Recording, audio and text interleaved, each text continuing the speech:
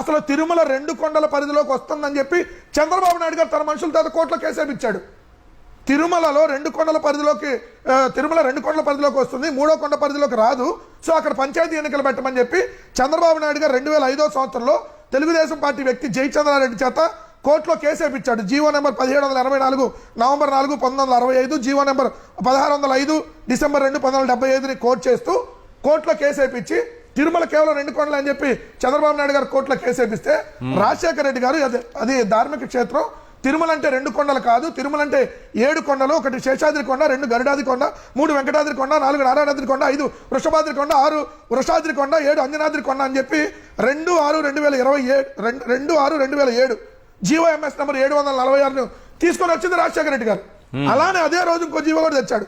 తిరుమలతో పాటు ఈ రాష్ట్రంలో ఎక్కడ ఏ టెంపుల్స్ లో అన్యమత ప్రచారం కానీ ఏదైతే మత మార్పిళ్ళు కానీ అక్కడ జరగకూడదని చెప్పి రాజశేఖర రెడ్డి గారు జీవో తెస్తే ఇంకా విష ప్రచారం చేస్తున్నారు. ఇంకా దేవుడి కొండ మీద ఇంత విష ప్రచారం ఇలా బతుకులంతా దేవుడి పెట్టుకున్నారు. తిరుమల లడ్డులో జంతువులు కొవ్వని చెప్పినప్పుడు ఎలా మనుషులు అవుతారు?